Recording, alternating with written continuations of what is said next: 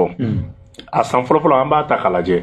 colonel Assimi Goïta après la rectification ani Choguel ka jiw nalen c'est en moi que waati la ne bɛ se ka fɔ transition daminɛ la parce que ne jateminɛ kɛ Musa Traoré kuma dɔ fɔ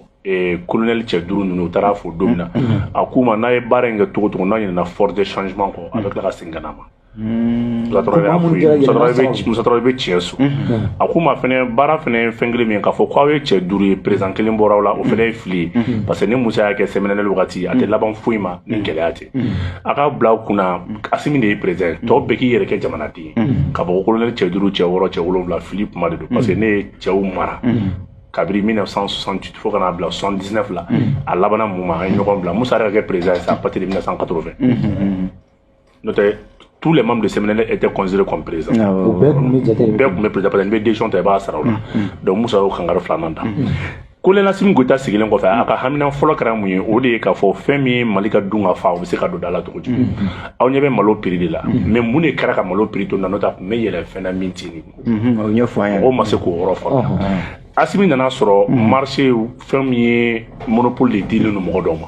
bon mun donn'u ma lettre de crédit de fɛnɛ b'u bolo u ye jurubaw de ta banque la donc n'i ko k'i b'a b'u bolo bi État attaqué a tɛ se ka b'u bolo malo ni sukaro gɛlɛya min ka kɛnɛ ani embargo tɛ ɲɔgɔn sarala foyi la commerçant dɔw ka ŋaniya de don ŋaniya juguya de don ka se ka na ni gɛrɛntɛ ni gɛlɛya ye k'a sigi jamana kan Assimi ninnu nana sɔrɔ a dilen don ma non olu ye contrat de ye contrat yanni fanga ka bin contrat bɛɛ kun ye 10 ans 10 ans 5 ans 5 ans u y'a di de wa n'i y'a camion fɛn jateminɛ k'a lajɛ a bɛɛ fonctionnaire ta ye fonctionnaire kelen minnu bɛ gouvernement kɔnɔ olu de bɛ camion san douzaine centaine ka tila k'a di opérateur économique ma u b'a fɔ o de ma ko transporter pour son propre compte opérateur économique olu de ka ka malo marché exonération mana d'i ma i ka taa di transporteur dɔ ma o tɛ kɛ dɛ e kelen bɛ tila ka camion san tila k'a ta i yɛrɛ ka compte la donc o de y'a to exo min bɛ d'i ma a tɛ se ka exécuter parce que exo yɛrɛ tɛ dɔn parce que e kan ka na ni fɛn min ye a dɔn cogo tɛ dɔn parce que camion ye e yɛrɛ de ta ye n'a y'i diya i bɛ se ka taa tulu ta ka malo don a jukɔrɔla la ka na n'a ye parce que e de ta don a contrôle b'i yɛrɛ de bolo donc u y'o de kɛ ka jamana da ok donc sisan Assimi nalen kɔfɛ a y'i ɲɛsin mun ma fana o kɛra sɛnɛko ye a nana Mali bila mun na an tun bɛ ka prévision kun ye 8 millions d'hectares de 8 millions de tonnes ye a tun bɛ k'o de ɲini colonel Assimi ye plan min bila kɔ a ka politique agricole min bila parce que hali n'a sɔrɔ a bɛɛ ma réussi gɛlɛya kɛra engrais ko la mais o n'a gɛlɛya n'a ta o ta a ye surplus kɛ ni 1 million 500 000 tonnes k'o fara 8 millions kan ça fait 9 millions 500 000 tonnes de céréales a y'o de kɛ donc n'i y'o jateminɛ k'a lajɛ malo man ka tɛmɛ 60 kan san wɛrɛ obligatoirement n'i ye prévision ta k'a jateminɛ o ye diyagoya de ni baara kɛra a kɛcogo la filanan ye mun ye Assimi y'i jija cogo bɛɛ la ko sumankisɛ foyi kana bɔ fɛn min ye coton graine o kana bɔ parce que n'o ma bɔ o de bɛ se ka ta tun ka tila ka tulu fɛnɛ dilan n'a ye an bɛ se k'an yɛrɛ sɔrɔ la bigan balo o da gɛlɛyara ni bigan balo da gɛlɛyara o tuma i bɛ k'a fɔ bigan da bɛ gɛlɛya a bɛ kɛ sababu ye seliw kɔnɔna na mɔgɔw bɛ jɔrɔba sɔn a ye décret ta ko nin si kana bɔ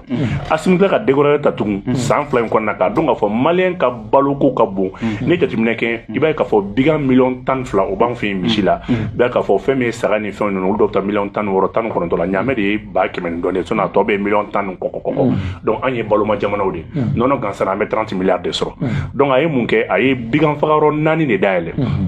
biganw tɛ taa bilen k'a fɔ ko Sotiba ni Musabugu sanfɛla Musabugu kuranin ni ɲɔgɔn cɛ k'u bɛ tila u ni ɲɔgɔn cɛ non bigan fagayɔrɔ dayɛlɛnna région 4 de dayɛlɛnna k'a fara fɛn kan o bɛ mun kɛ biganw bɛ se ka t'u nɔ la k'a faga sogo bɛ se ka fan bɛɛ labɔ bɛɛ bɛ se ka hakɛ cogo min na sogo la a nana n'o politique ye a ka politique filanan nana kɛ mun ye sirako gɛlɛyaw a y'a ye k'a fɔ jago ni fɛn min ye jagoma fila tɛ se ka ɲɛ sɔrɔ abada fo jagokɛlaw ka se ka accès sɔrɔ sirako la o de y'a kɛ a ye nɛgɛjuru sira nano ye san 10 ani kɔ kayikaw i mana fɛn fɛn di kayikaw ma n'i ma nɛgɛjuru sira d'u ma i ma foyi kɛ a ye terrain na wuli terrain 5 terrain 2 o dilanna n'o ye C207 ani C205 a y'o lawuli ni ani Risu ka bolo di ɲɔgɔnma ye o siratigɛ ninnu na o bɛna tɛmɛ ni gare 32 de ye tugun gare minnu n'a bɛ se ka développement économie locale yɛrɛ fɛnɛ développer dɔw bɛ taa feere kɛ terrain de ka taa nasɔngɔ bɔ dɔw bɛ taa ni terrain bɛ tɛmɛ dɔw yɛrɛ bɛ don ça fait i b'a pɛntɛ économie locale a b'a développer rapidement et facilement a kelen ko kɛ i b'a k'a fɔ a ye terrain kunkolo 3 fɛnɛ commande kɛ min yɛrɛ fɛnɛ kan ka na walasa ka ni musaka bɛɛ nɔgɔya gouvernement ye bolo da kun ka 7 milliards de di walasa ni nɔgɔya ninnu bɛɛ bɛ se ka na cogo jumɛn baara filanan kɛra mun ye a y'a ye k'a fɔ fɛn min ye engrais ko nana kɛ gɛlɛyaba ye ka sababu kɛ monopole ye a ni Risu ka convention na a y'a ɲini o kumana o bɛ se ka mun de kɛ État yɛrɛ ka engagement dɔw ta ka engrais baden commande kɛ n'a nana a bɛ bila commerçant ka bolo kan État tɛ feere kɛ dɛ mais ale b'a la na ka kɛ garan a la walasa san wɛrɛ nɔgɔ bɛɛ bɛ se k'a yɛrɛ sɔrɔ a sɔrɔ cogo la cogo jumɛn sɛnɛ ka kɛ basigi kɔnɔna la parce que nin kalo in de b'an bolo ni nɔgɔw ma se ka se a seyɔrɔ a bɛ je sumanw pirikan san wɛrɛ sɛnɛ bɔgɔti kɔnɔna la donc wulikajɔ ni cɛsiri baara caman kelen don kɔnɔna la ka ɲɛsin o yɔrɔ yɛrɛ fɛnɛ ma n'i ye jateminɛ kɛ fɛn min ye sɔrɔ ni sarakɛlaw ka baara bolo ye a ye kɛlɛkɛminɛnw ni kɛlɛkɛ hakilina minnu ta o yɔrɔ la fɛn min prime de aya ye n'o ye zone de guerre ye a y'o bɔ 5000 na k'o kɛ 50000 ye maa ma n'i yɛrɛ sɔrɔ sira fɛ a y'o k'o ye fɛn min ye giriw ye Choguel colonel fɛn docteur Choguel Kokala Maïga ale ye giri bɛ initier k'a dɔn k'a fɔ e ye sɔrɔ bosona ye n'a y'a sɔrɔ temps de b'i bolo i ka ɲanzan na n'o ye giri ye o temps ɲɔgɔnna kan ka kɛ o tuma na fɛn min ye bigam dɔgɔtɔrɔ ale fɛnɛ kan k'o ɲɔgɔnna sɔrɔ catégorie de service économique ko t'a la foyi t'a la catégorie bɛɛ ka se ka initier bɛɛ ka se k'i yɔrɔ sɔrɔ o kɛra sababu ye fonctionnaire caman ye farankan caman sɔrɔ min n'a bɛ se ka na ni lafiyaba ye o lafiya ninnu kɔnɔna la majɛ yɔrɔ dɔw yɛrɛ finitigiw ka fanfɛla la hali n'a y'a sɔrɔ kɛlɛkɛla minnu bɛ yen n'o o ye défense sira fɛ olu nana jɔyɔrɔba sɔrɔ fɛn min ye lakana tigilamɔgɔw ye n'o ye sécurité ye olu nana hali bi o giriw bɛ ka lajɛ walasa ka rapprochement don o giriw ni ɲɔgɔn cɛ o kɛra dakosiba ye gouvernement ma a sigi ni san cɛ u sigilen transition nalen kɔfɛ u ka hamina belebele bolila mun kan Ela Djibril Boubacar Keïta ka transition dɛsɛra fɛn min na n'a ye ministre saba falen a kama n'o kɛra l'école ka article 39 ye a ka mandat n'a dɛsɛra min na n'a ye ministre saba falen a kama n'o ye article 39 ye transition sigira a ka kalo fɔlɔ a tɛ kɛse yɛrɛ état dɔn a y'i kɔ da o kɔ de la ka sɔrɔ a t'a dɔn parce que kalan ye fɛn na ani bonya ni tɔbɔtɔli ka kan donc o yɔrɔnin bɛɛ la a ye giri bɛ aligné ka tila ka rappel bɛɛ sara o yɔrɔnin bɛɛ la a kɛra miliyari 50 a n'a kunkan fɛn dagosi ye gouvernement ma mais a y'i jɔ a kɔrɔ k'i jɔ a fɛ karamɔgɔw ka article 39 ale de y'a aligné k'a fɛn bɛɛ kɛ Assimi nalen de y'o baara kɛ Ela Djibril Boubacar Keïta kun ye layidu ta juge fɛnɛ n'o ye kiiritigɛlaw ye prime de judicature n'o i bɛ kiiri tigɛ ni ŋaniya ni jo min k'a fɔ ne bɛ kiiri tigɛ ni nin ŋaniya ɲuman ye nin a bɛ se ka juge bɔtɔ so a n'a muso bɛ bila ɲɔgɔn na ou bien den dɔ bɛ kɔlɔ ou bien den dɔ bɛ na kojugu dɔ k'a la ni dusukasa bɛ na n'a bɛnna mɔgɔ mɔgɔ ma i bɛ to kaso kelen kɛ walasa i ka se k'i hakili kan ka sigi i ka se ka bɛn o bɛ na n'an b'a fɔ ma ko prime de judicature o yɛlɛla ka se yɔrɔ ma mɔgɔ tɛ juge ka giri da fɔ n'o tɛ o bɛ sira yɔrɔ ma o b'o dɔn fɛn min ye juge misɛnninw ye n'o ye tribunal juge ye olu bɛ kiiri mun baara kɛ olu b'a daminɛ ni ɲanzan yɛrɛ mun ye bɛrɛ t'o ni o kumana fɛn min o ye échelle kundama bɛɛ b'o dɔn juge ka giri mɔgɔ b'i farata fɔli la fɛn min ye classe exceptionnelle ye n'o ye cour suprême juge ye alhamdulilahi rabbil alamin min farala k'a dagosi a t'i jɔ fo miliyari 8 a n'a kun yan fɛn na dagosi la incidence financière la transition de nana ka tila k'o baara yɛrɛ fɛnɛ ko fɛnɛ ta k'o kɛ fɛn min ye kɛlɛkɛminɛnw ye n'an b'an da don la n'o o de kɛra sababu ye nin baara bɛɛ kɔfɛ parce que ni Choguel ka politique jateminɛ hakilina minnu taara sira ko kɛnɛya ko ka n'a bila hali kɛnɛya ko sira fɛ an ka dɔgɔtɔrɔsoba minnu bɛ yen n'an b'a fɔ ma ko hôpital universitaire ni tiɲɛ bɛɛ bɛ se ka na i da kɔnɔ i n'a fɔ an bɛ taa Maroko ni Tunisie la cogo min na n'o ye Gabriel Touré ni Pongi o nana ni plateau technique ye k'o da o plateau dɔw bɛ yen bi bi in na i b'i miiri image de Doppler scanner ka taa bila fɛn na jalisikɛminɛnw na nin baarakɛ nin minɛnba ninnu caman nana Gabriel Touré kɛra bi a ka ca Ala fɛ fini yɛrɛ ko voyager nɛgɛ b'i la n'o tɛ i bɛ se k'i furakɛ dɔgɔtɔrɔw ka minɛn caman bɛ yen o baaraw fana olu latigɛra hali n'a sɔrɔ hali bi majɛ dɔw bɛ yen mais santé kɔni bɔnbɔn sanfɛ alhamdulilayi donc fɛn min ye CSRF yɛrɛ fana o équipement caman tɛ yen bloc minnu tun bɛ olu caman fana réhabilité tun ka baara k'o la fo ka n'a bila o kumana duguma kɛnɛyasodaw la n'an b'a fɔ ma ko santé communautaire olu yɛrɛ fana bolo farankan baden u nana o fana sɔrɔ ten donc n'a nana lakanako bɔnbɔn sanfɛ Assimi bɛ armée ta don min na o y'a sɔrɔ armée tun bɛ 100 puissance militaire tun bɛ diɲɛ kɔnɔ armée tun b'o kɔfɛ armée tun t'o kɔnɔ a ka san a ka kalo 10 kɔnɔna la a ye armée don 100 puissance militaire kɔnɔ a ka kalo 10 kɔnɔ a ye armée don 20 puissance militaire kɔnɔ farafinna Afrique kɔnɔna la farafinna cɛba armée 20 b'i kɔ da farafinna kɔnɔ n'a bɛ kuma Mali armée donn'o kɔnɔ fɛn min ye CEDEAO yɛrɛ kɔnɔna la a ye armée bila fɛn min ye cɛba minnu bɛ kuma les 3 puissances militaires a ye armée don o kɔnɔna la CEDEAO kɔnɔna zone UEMOA kɔnɔna la armée kɛra première puissance militaire o ye minnu bɛ CFA jamana don minnu bɛ CFA cɛw cɛ i bɛ CFA don i bɛ Mali kɔ armée minɛ san na a y'i basé mun kan o la a y'a k'a fɔ kɛlɛ min bɛ sen na kɛlɛ in n'i y'a ta mobili sira fɛ i bɛ commerçant dɔ de lajɛ i n'a fɔ Ela Djibril Boubacar Keïta kuma kɛ cogo min na bijoux bɛ san kɛlɛkɛminɛnw fɛnw bɛ san tenunw bɛ san galons bɛ san mais a bɛ fɔ de équipement de tun bɛ san mais armement tun tɛ san donc sɔrɔsikɛ parler n'o mais marifa t'a bolo bali t'a bolo foyi t'a bolo donc a y'o bɔ yen fana ka sɔrɔsikɛ hali ni finitigi na marifa ɲuman ka k'i bolo ka se k'i jɔ a ye armement san o armement ninnu sanni kɔfɛ a ye sanfɛla tilayɔrɔ 3 n'an b'a fɔ ma o kuma 3 d'espace aérien a y'o tilayɔrɔ 3 tilayɔrɔ 1 o b'a daminɛ Kayi ka n'i jɔ Bamakɔ Segu Bamakɔ Mopti Kidal a y'a kɛ tilayɔrɔ 3 o de kɛra sababu ye hali ni kɔnɔ y'i pan an b'i ye sanfɛ mais a y'i basé mun kan n'o ye ay radar dernière génération de ça n'a ma fama NC59 SNE anana n'olu di fɛnw ye a bɛ objet n'a bɛ boli la 8000 km à l'heure fɛn min ka teli n'o ye a b'o ye k'o la sa n'a y'i jɔ k'i ɲɛ fɛnsɛn bɔ mètre 30 ni mètre kilomètre 240 kɔnɔna la a fɛnsɛn b'o la a jɔ bɛ t'i jɔ fo kilomètre 400 kɔnɔna la donc fɛn fɛn b'o kɔnɔ a b'o fana ye k'o la sa a bɛ tila k'i ɲɛ fɛnsɛn fɛnɛ datugu n'o o y'a ka champ de vision ye o kumana 8000 km a b'a ye o la donc o ye k'a fɔ an bɛ se k'an to yan ka Niger kɔnɔ ko ye an b'an to yan ka Tchad ye an b'an to yan ka fɛn min Ban Azawad fo ka taa bila o kumana fɛn tɔgɔ ye di Algérie frontière. Algérie, voilà. Bon, non, quand t'as fait guerre, fait gold avec ta faut tout renifler, voilà.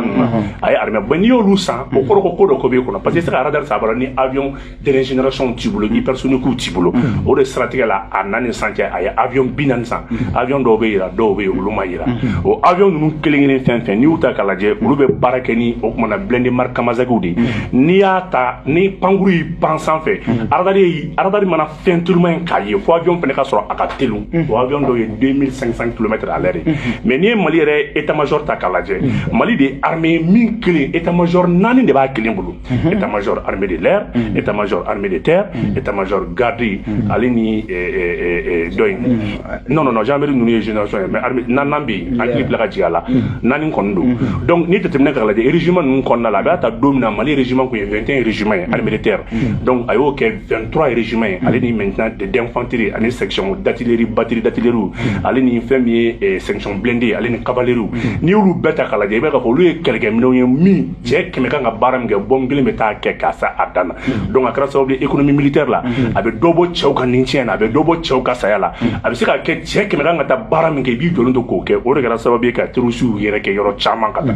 ayi ni beke opération jumen kono ayi sense opération fla de la na ma fuma opération keleti ani opération Maliko. Opération bɛɛ ɲɔgɔn sɔrɔ état-major kɔnɔ ni min a bɛ fɔ o de ma ko opération plan Maliko. O plan Maliko yi sigi ka hakili jagabɔ gɛlɛya jumɛn bɛ Mali kan Asimi bɛ fanga ta don min na dugu 1600 o de tun bɛ bolo la Asimi nana a ye nin da ka kuma na ne bɛ dugu bɛɛ libéré Ala y'a fanga se pour le moment dugu 1200 a sara ko Bamako la maa 100 kɔ o de tun tɛ taa kalanso la denmisɛnninw na san wɛrɛ an b'a dɔn n'o tiɲɛ ka kɛ cogo min na fɛn min ye maa minnu tun bɛ yen n'u bɔr'u sigiyɔrɔ la maa 1,1 a n'a kunyanfɛn maa 50,000 a y'o lasegin a sigin dɔ la donc an bɛ ɲɛdɔn k'a fɔ 100,000 hectares o de jenina bi opération dɔ bɛ yen an b'a fɔ ko fiɲɛ kura ale ni opération sanji kura olu ye polisi ni gardiw ɲagaminen ɲɔgɔn na olu de détachement bɛ taa tugu sɛnɛkɛforobaw kɔrɔ sɛnɛ bɛ se ka kɛ cogo min na ka kɛ ka se a dan na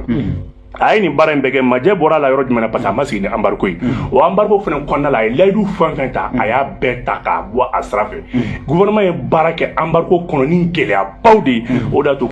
Choguel Kokola Mayiga bɛ fo nin yɔrɔ la parce que i bɛna k'a fɔ gouvernement ka nin orientation politique fɛn fɛn de il faut avoir maintenant un bon premier ministre min n'a bɛ se ka nin baara ninnu bɛɛ ta k'a boloda o siratigɛ de la embargo sigira dɔrɔn Asimi yɛrɛ b'o tare o kɛra sababu ye a y'i bolo bɔ mɔgɔw bolo min ye embargo sigi an ka siɲɛ 2 1960 2012 ale ni 2022 n'o ye Sénégalais Senghor y'a sigi an kan o kumana Macky Sall y'a sigi an kan fɛ u ka cɛkɔrɔba y'a sigi an kan ale ni Macky Sall donc Asimi ko k'ale dafa 2 o de y'a to Macky Sall nana o yafa deli la ko non ko minnu bolo man ka k'i ngolo kɔnɔ siɲɛ 2 i kɔni nana mais nin y'a bannen donc le plan quinquennal de Modibo Keïta de 1960 à 1965 o de kun ko Mali kan ka baara kɛ ni port fɛn fɛn n'a bɛ kɛ ka jamana lamunumunu Mali kan ka baara kɛ y compris la Guinée fɛnɛ de c'est le port le plus stratégique a bɛ bɔ ni Mali région 3 de Sikasso Kayi ale ni Bamako yɛrɛ n'o ye district a bɛ baara kɛ ni mais n'i ye Kayi Sénégal ta k'a lajɛ Sénégal bɛ baara kɛ ni Kayi dɔrɔn de donc o de y'a kɛ a ye siraw bolo dara ale ni Guinée y'an bolo di ɲɔgɔn ma Guinée yɛrɛ y'a ka port ta ka kalifa don Ala la k'a di kira ma k'a di Mali commerçants ma espace économique min b'a la fɛnɛ an bɛ 300 km de économiser parce que olu de 1100 km ça fait 900 km ani Guinée ɲɔgɔn cɛ Mauritanie o avantage ye mun ye o bɛ kɛ sababu ye fɛn min ye o kumana trafic terrestre a b'olu développer parce que ni insécurité caman bɛ Mauritanie sira kan parce que i b'a ye k'a fɔ bɔda de ti donc ni Mauritanie port n'a sera k'an tɛgɛ d'olu ma a bɛ kɛ sababu ye ka an ni Kulukoro mara kɔnɔna la ka na fɛn min ye zone d'insécurité caman bɛ yen o kumana a bɛ kɛ sababu ye k'olu bɛɛ développer parce que n'i y'a mɛn port sira de bɛ dilan ni sira dilanna poste de sécurité ni poste de contrôle bɛ sigi fɛn ka nɔgɔ bɔ a la donc dakura damadɔ la n tɛ Asimi ka bilan fɔli kama donc fɛn min ye transition ka 2 ans kɔnɔ mɔgɔ bɛ se k'a fɔ k'a kɛra tare a tare nana sigi mun kan transition in nin da ko 2 kan Mali tɛ se ka baara foyi kɛ ni Mali ma bonya o de kɛra sababu ye a ye opération Barkhane kɛ ka opération fɛn min ye Serval kɛ o kumana fɛn min ye opération dɔ in tɔgɔ ye di c'est Servalé a y'u bɛɛ fara ɲɔgɔn k'u kɛ Montokolo ye k'u bɛɛ gɛn ka taa maa o maa n'i bɛ Mali n'i bɛ kuma Mali fɛ i bɛ Mali ta a ko ko Mali bɛ se k'i bolo jɔ bɛɛ ye mais maa si tɛna kulu fɛ tugun mais ni Mali État de b'a ɲɔgɔn tɛ entre État o État kɛra sababu ye Irisiw de kɛra dugu ye mun y'an bonya kɔfɛ Chinois far'olu kan kɔfɛ Iraniens fana nana fara o kɔsa in na c'est donc pour laquelle Irisiw kelen bɛ ka jateminɛ k'a lajɛ walasa ka terrorisme kɛlɛ T-Site mankan kɔfɛ Irisiw y'a jira k'a fɔ k'u bɛna 50 bases militaires o y'o latigɛ ka ban o baara kɔni o kɛra ka ban kan tɔ minnu bɛ yen drone d'enregistrement o baaraw banna ka ban débat tɔ bɛ taa ni kuma ye sisan kan tɔ minnu bɛ yen fɛn min drone Iraniens de bɛna yɛlɛ olu kan sisan donc k'a fɔ k'i b'i tɔɔrɔja ka kɛ k'i bɛ yɔrɔ mun kan bon o tɛ bilen dɛ sɔgɔma o sɔgɔma drone kelen bɛ yɛlɛ kan bɛɛ kan a bɛ kan bɛɛ ta